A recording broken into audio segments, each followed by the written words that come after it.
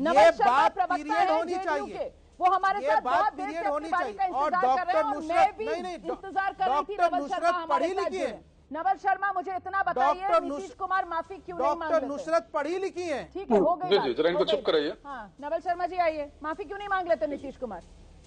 मेरी आवाज जा रही है ना? आपकी आवाज आ रही है। नीतीश कुमार ने जो हरकत की है, जिसे आप कह रहे हैं कि वो तो पिता तुल्य हैं, बेटी की तरह दुलार कर रहे थे, तो माफी मांग ले बेटी से, बात खत्म करें। माफी क्यों नहीं मांग लेते नीतीश कुमार? ठीक, जरा 2 मिनट बोलने दीजिएगा। पहली बात तो ये कि आप हरकत शब्द वापस दीजिए, ये बेहद ही गैर जिम्मेवार शब्द है। नीतीश कुमार ने क्या हरकत की? और अभी ये जो बैठ के जो प्रवचन दे महिला का, रहे हैं, एक सेकंड, हरकत सुनिए, 1 मिनट रुकिए। हरकत पर आपको आपत्ति और ये आपने संविधान पढ़ा है? मैंने अभी बीएनएस की धारा भी बता दी है यहाँ पर 79, ये हरकत ही होती है। उस महिला की मर्जी थी उसको छुआ जाए, उस महिला ने कहा था कि उसके कपड़े को खींचा जाए, उस महिला ने कहा था हाँ आओ, मैं जो पर्दा कर कर यहाँ पर आई हूँ, मेरा चेहरा खोलो, तुम अपना हाथ लगाओ मेरे कपड़े पर, उस महिला ने कहा था। ये हरकत है बिना कंसेंट के। हिंदी फिल्में देखते नहीं देखते हैं? अमिताभ बच्चन का डायलॉग याद है या नहीं याद है? मैं याद करा देती हूँ, नो मीन्स नो, और वो नो का मतलब होता है एक महिला की मर्जी, एक महिला का कंसेंट। समझ में आता है या नहीं आता है? आता है समझ में या नहीं आता है? हाँ, हरकत बता रही हूँ, हुआ हरकत बता रही हूँ क्या थी? आपकी बात खत्म हुई? हो गई। अब बताइए, बात खत्म हुई कि नहीं मांग लेते हैं नीतीश कुमार? आपकी बात खत्म हुई कि नहीं खत्म हुई? पहले आप ये बताइए। हमको बोलने दीजिएगा, 2 मिनट की नहीं बोलने दीजिएगा कि अपना प्रवचन देने के लिए बुलाया। आवाज नहीं दबा सकते हैं। आपने सबसे पहले पूछा, आप सबसे पहले पूछे। अरे हो गया, बोलने तो दीजिए, आराम से बात, ये बोलने तो दीजिए, अब बोलने तो दीजिए। चिल्ला तो आप रही है, मैं तो बड़ा ही शांत और संयमित व्यक्ति हूँ। रहे थे आप, बहुत मैं बड़ा ही संयमित व्यक्ति हूँ, और आप बोलने दीजिए। तू मैं मत कीजिए, प्लीज आइए। तू मैं मत कीजिए, आप बोलने दीजिए। आप बोलने के लिए बुलाई है ना, बोलने दीजिए। पहली बात यह कि आपने पूछा कि आपने संविधान पढ़ा है, मैं सुनाऊं? संविधान की प्रस्तावना से लेकर आप संविधान के किसी आर्टिकल के बारे में हमसे पूछ सकती हैं। पूरे संविधान की प्रस्तावना मैं सुना दूं बैठे बैठे? और आप पूछ रहे हैं कि आपने संविधान पढ़ा है? नहीं, अगर संविधान पढ़ा होता सर, व्यक्तिगत गरिमा और धार्मिक स्वतंत्रता, व्यक्तिगत गरिमा और धार्मिक स्वतंत्रता, ये 2 शब्द ही बहुत है। जिसने संविधान पढ़ा होगा, अरे बोलने दीजिए, तब तो बोल पाएंगे। 2 बातों को आपने पढ़ा है, अगर विद्वता का प्रदर्शन कहीं और कर लीजिएगा। सवाल पूछने के लिए बुलाए हैं, जवाब देने दीजिए। नहीं समझा ना सर, जवाब देने दीजिए, जवाब देने दीजिए। गरिमा को समझा ना आपने, धार्मिक। अरे आप तो तू मैं पर उतर आई है। नहीं, मैं तू मैं पर उतर आई है, यही डिबेट आप उतर आई है ना। आप मुझे बता रहे थे आप कितने बड़े ज्ञानी हैं संविधान के। मैंने तो आपसे सिर्फ ये पूछा नीतीश कुमार माफी क्यों नहीं? इसका जवाब दिया मैंने आपको बता दिया, आपने पढ़ा दिया, तो लग नहीं रहा है कि आपने संविधान पढ़ा। बोल लीजिए, लेकिन आप ऐसे मत बोलिए ना, आप ऐसे मत बोलिए ना कि आप अनजान साबित हों। क्योंकि अगर संविधान किसी ने पढ़ा होगा तो व्यक्तिगत गरिमा और धार्मिक स्वतंत्रता, उसको दोनों बात समझ में आएगी। अब बोल लीजिए। आपके पांडित्य से, आपके पांडित्य को प्रणाम। जवाब तो सुन लीजिए। जवाब दीजिए। आपके पांडित्य को मैं प्रणाम करता हूँ, जवाब तो देने दीजिए। जी दीजिए, प्लीज दीजिए।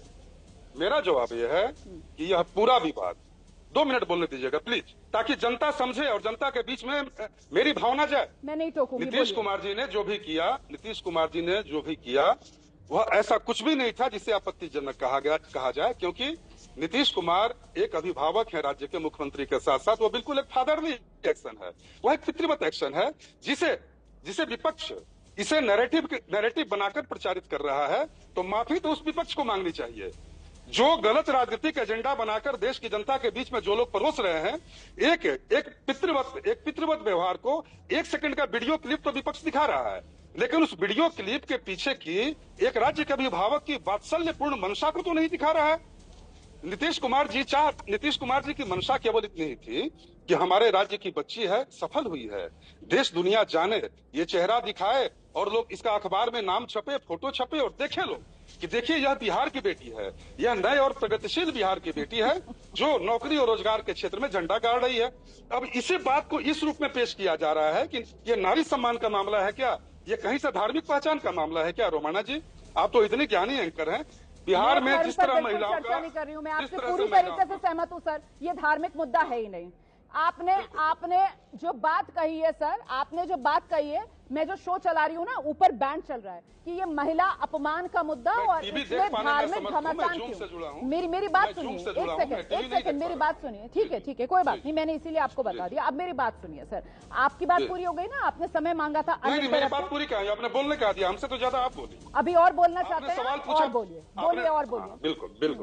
बिल्कुल।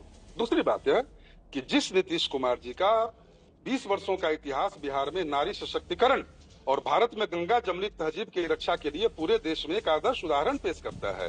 जिस नीतीश कुमार जी के नेतृत्व में बिहार की बच्चियों ने सफलता की नई ऊंचाइयां छुई हैं, जिस बिहार में हिंदू मुस्लिम एकता की पूरे देश में दुहाई दी जाती है, और उस नीतीश कुमार जी पर यह आरोप लगा देना कि नीतीश कुमार जी के इस एक्शन से किसी की धार्मिक भावना आहत हुई, नारी सम्मान आहत हुआ। अरे वो बिहार की बेटी है और नीतीश कुमार जी की केवल पितृवत अभिलाषा मात्र थी, एक पितृवत अभिलाषा थी, पितृवत आकांक्षा थी कि लोग मेरी बेटी का चेहरा देखें।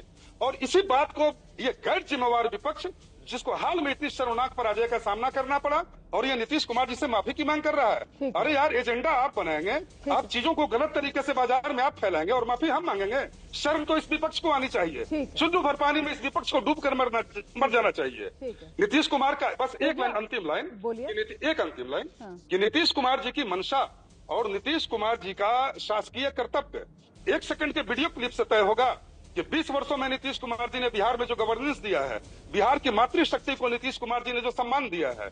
नहीं तो यही बिहार है जहां 1990 से 2005 तक बिहार की महिलाएं सशक्ति थी, घर में डुबकी रहती थी, और ऐसे लोग हमें नारी सम्मान सिखाएंगे। अब हो गया, इनसे बैठ के नारी सम्मान पर प्रवचन लेंगे। तो चुनाव में हो चुकी हैं, अब हो गया, ठीक है सर।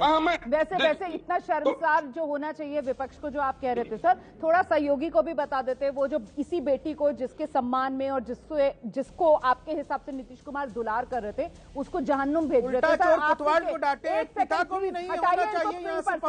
इनको हटाइए स्क्रीन पर से, मेरे साथ नवल जी को लेकर आइए। नवल जी जरा उस सहयोगी को भी बता देते सर, जो इसी बेटी को जिससे नीतीश कुमार दुलार कर रहे हैं उसको जहन्नुम भेज रहे थे सर, उसके लिए भी 2 शब्द बोल देते। वो कह रहे थे ज्वाइन करे या जहन्नुम में जाए। खैर, अब बात यह है सर, बुनियादी आपने जो पूरी बातें यहां पर कही, उसमें आपने क्या किया आपने सुना नवल शर्मा जी? अगर नहीं सुना होगा ना तो शो के बाद आप सुनिएगा। आपने यहाँ सारी की सारी कहानी जो है वो नीतीश कुमार की मंशा पर लाकर खत्म कर दी। लेकिन सर, मैं जिस देश में, जिस हिंदुस्तान में, जिस भारत में रहती हूँ ना, वो भारत जितना अधिकार नीतीश कुमार को देता है उतना ही अधिकार उस भारत का संविधान डॉक्टर नुसरत परवीन को भी देता है सर। मंशा नीतीश कुमार की ही क्यों चले? जो नीतीश कुमार चाह रहे थे वही उस मन से क्यों हो? वो जो लड़की चाह रही थी उसकी मंशा को नीतीश कुमार ने सम्मान क्यों नहीं दिया?